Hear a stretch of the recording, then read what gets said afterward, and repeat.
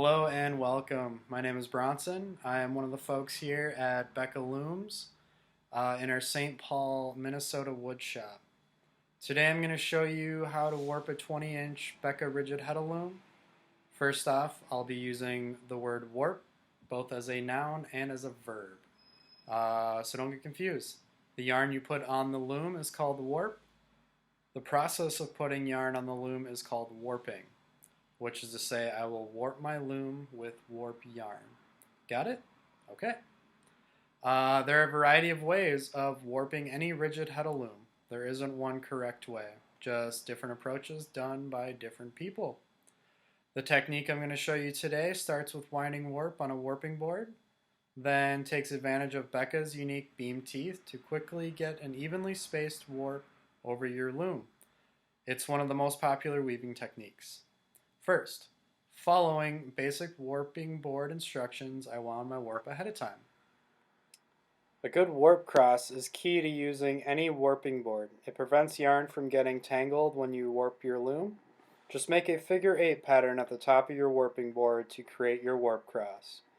Before taking the wound warp off your board, be sure to loop some yarn through the warp crosses. You want to make sure the cross is maintained. Now I'm ready to put it on my loom whenever it's convenient. Don't forget about that last little knob to get a little tie on there too.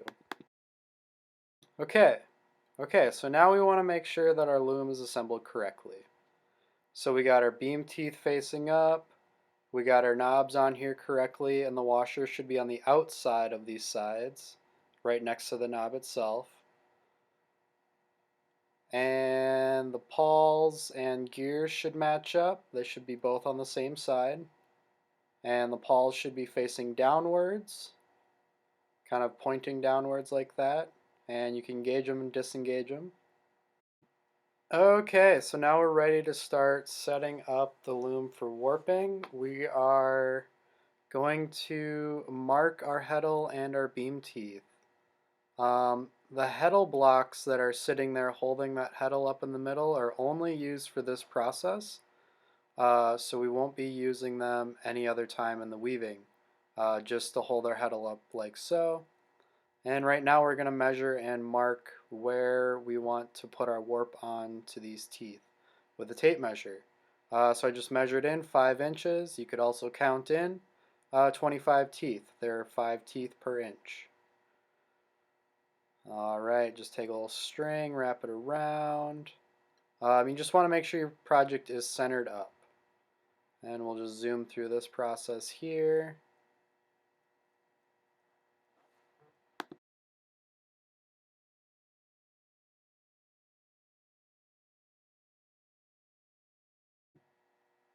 Okay, so now I have just taken my warp off of the warping board, and all I did was stick my thumb and my middle finger in where the pegs are, and I took it off with my left hand because I am right-handed. It's going to be a lot easier to feed it with your left hand and use the crochet hook to catch the string with your right hand, unless you are left-handed. So whatever your dominant hand, use the other hand to take it off the board with. And so it kind of shows you just want to put the string in the slot, use that cross so you don't tangle up your yarns. Just one at a time, put it in each slot, boom. One slot, boom. One slot, boom. And yeah, do this until you're done. And then you kind of link it onto that tooth and back. Okay, so now we're setting up here to wind our warp onto our back, onto our warping beam. So I pushed it off there, and the shed blocks are going to catch on the edge of the table. So it's good to have a square table at least, not a round edge. And now I just want to comb it out and get that warp as uniform as possible. You want a nice uniform tension on there so it comes out nice and neat. Otherwise, if your tension is not even, it will make it a little wonky. So this is important to make sure it's combed out nicely, get a nice even tension. And yeah, now we're ready to start winding it onto our warp beam.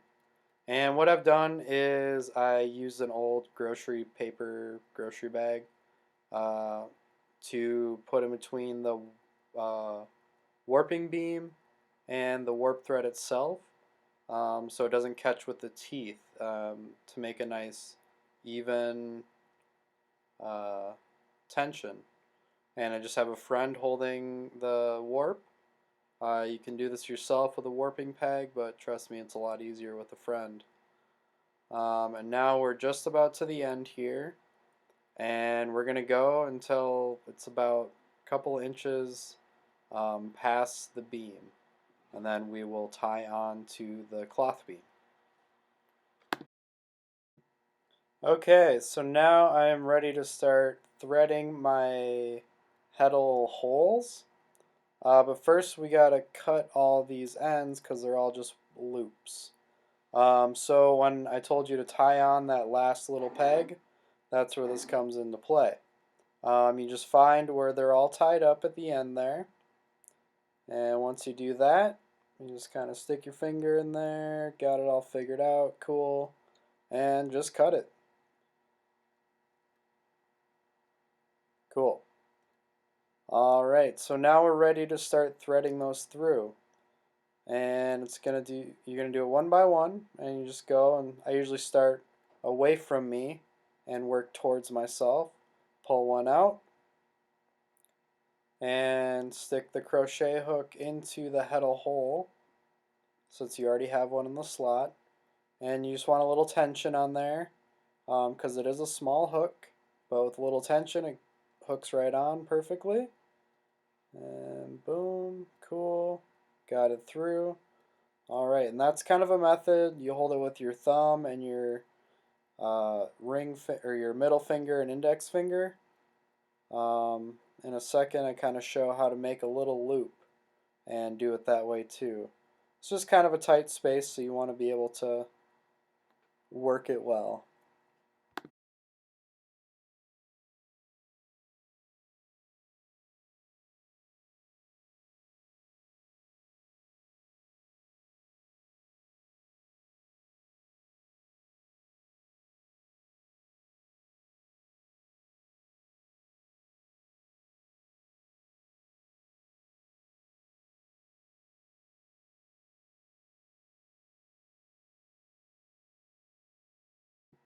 Okay, so this shows that loop.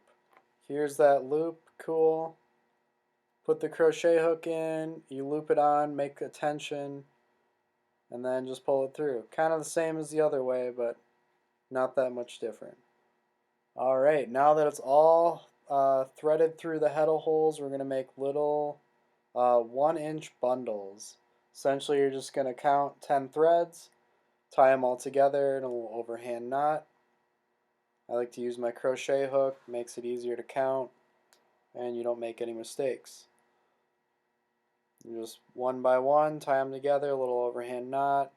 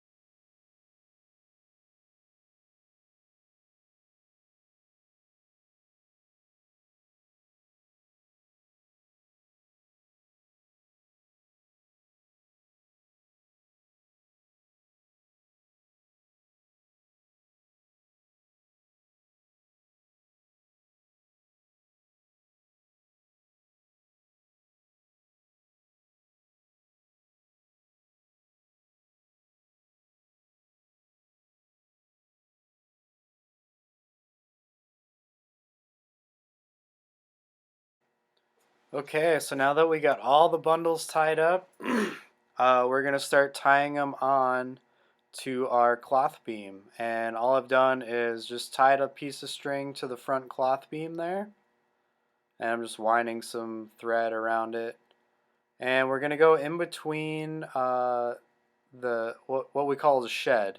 You can see how it opens up like that because you got threads in the holes and you got threads in the slots. So we just go in between there.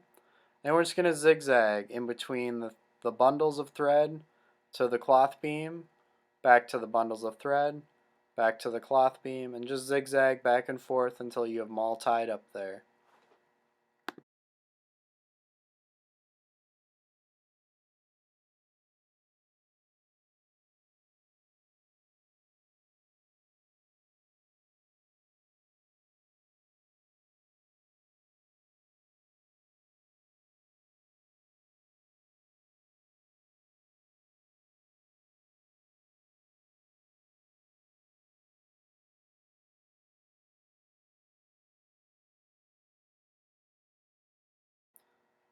Okay, now that we got all of them tied up, we are ready to adjust the tension if need so. You can just adjust that zigzagging thread in between the cloth beam and your warp threads for adjustments. You know, you want it to be nice and even. It's pretty important at this step to make sure it is a nice and even tension on all of your warp threads. And once you do that, we are going to wind our warp so it is flush with the cloth beam there, and get rid of those zigzagging threads in our warping area, or our weaving area, sorry. Alright, so I just kind of butt it up against the table using those little notches we make in there. And you can adjust it, use the pawls to hold the tension there. So you can loosen up the knobs, set your pawl, and then tighten them up. There we go. Then you just wind your cloth beam